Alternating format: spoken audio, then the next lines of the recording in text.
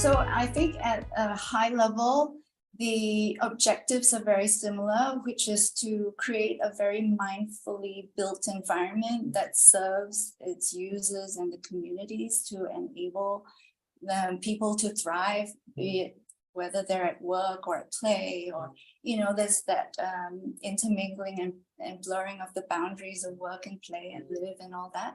So at a high level, both types of firms would address those needs. You drill down to the actions and the activities, that's very similar.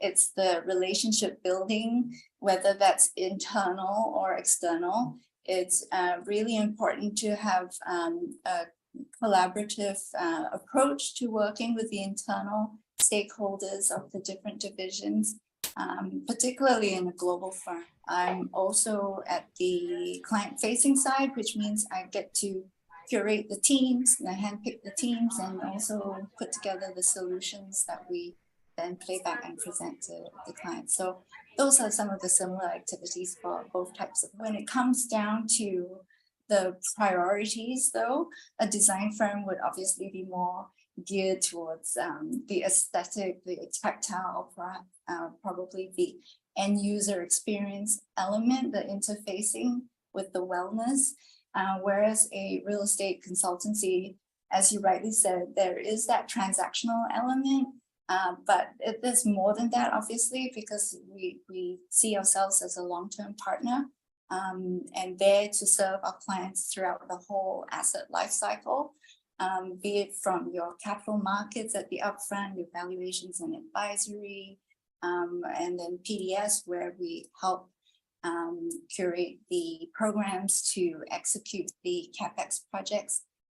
So there's that whole holistic approach to serving our clients.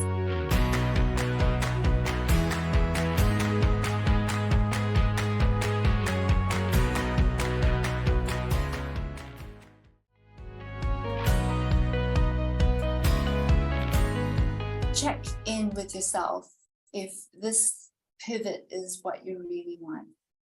When we're all faced at a crossroads, there would be, of course, fears, which some irrational and some very practical. With a pivot, people might be concerned about taking a step back in terms of pay grade, or having to start from scratch if they're going to a new industry or a new role. So be very clear why you want to make the pivot, and have that very firm intention and belief that this is what you want to do, not for the sake of change. Yeah, that's one. And then bringing to that a growth mindset, the invest in yourself, in your own self-directed learning. There's a ton of resources out there on various platforms. There's industry publications, there's YouTube, which is an open uni as well. In fact, universities have a lot of free courses online. So there's a lot of resources out there to continually upgrade yourself. And I think that is a must. It's not about whether the employer sends you on learning and development anymore. So be clear, I'd say. That's one of the key things, and have to emphasize soft skills, right? So of course it depends on what functional role you are in, and there needs to be a fit for the role that you're trying to pivot to. But beyond that, it's soft skills that absolutely differentiate you and can help accelerate your promotions and elevation within a company.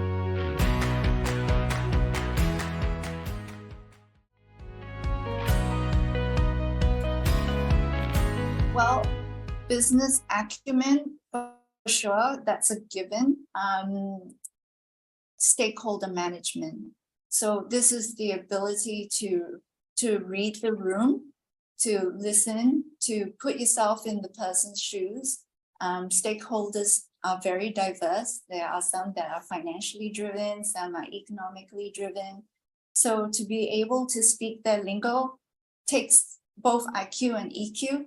And then obviously the interpersonal skills, communication skills to connect. Always know that people make decisions emotionally first and then back that up rationally. So be able to influence someone through storytelling. That's a very good way of applying soft skills. Yeah, so those would be the key things.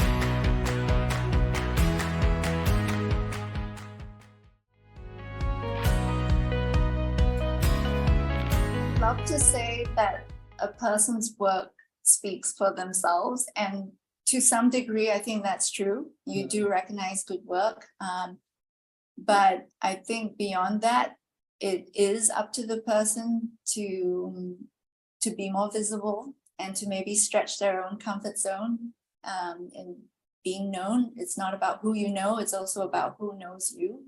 So it's important to have a voice and establish that voice, and make that a daily or a normal practice. So it takes away the edge of the fear. But beyond that, the business that you're in is really good about finding the hidden gems in the market and industry, and word of mouth.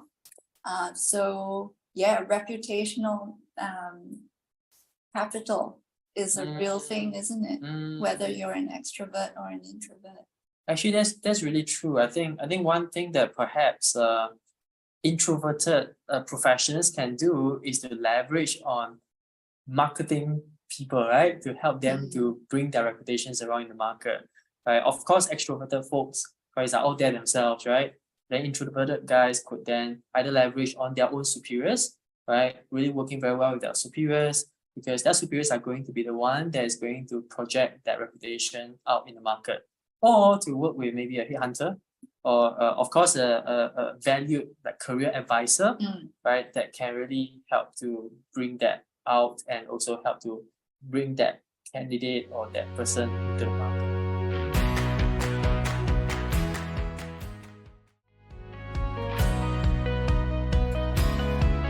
So there's obviously things like Toastmasters, which I myself went through. It's the art of public speaking.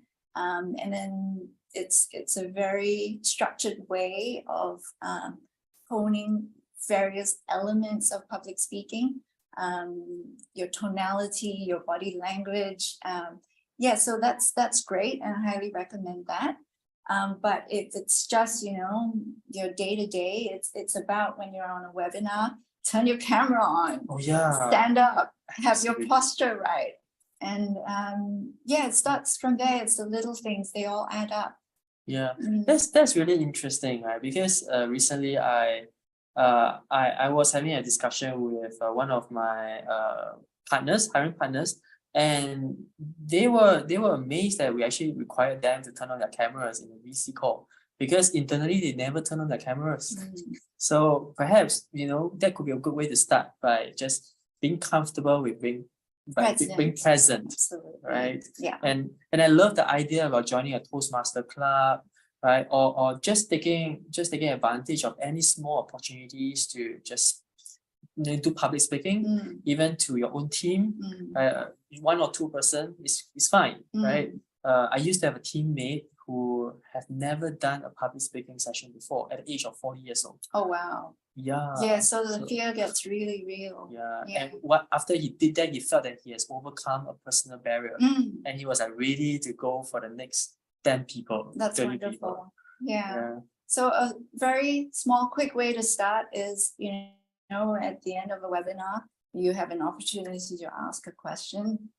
Even if it's not speaking up, type it in. Love that. And on what you said about showing up, speaking up, not in the verbal form, but I did that in the written form.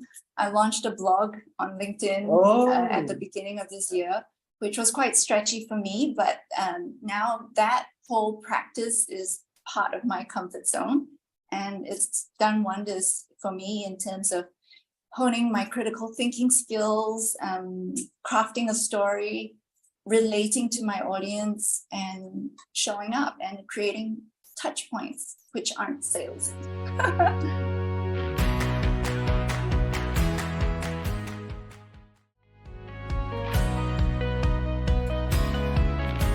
That's a great question. And again, it goes back to what the role is. If it's a highly technical role, first and foremost, there needs to be that fit for function. But beyond that, and I asked my manager this, and he said, absolutely, it's not about the linear progression of a candidate. It's their ability to tell their story, what they do on a day-to-day, why they do it, understand their contribution to a business, and relating to people. So again, it goes back to those soft skills. The person has been in their career for some time. There is that reputational aspect. So how you carry yourself is really important. The authenticity, and of course, Singapore's a small place. The industry is small, so word gets around about who you are as a person, your character, and that goes a long way in terms of assessing whether this person has the right brand equity to represent the organization you're with.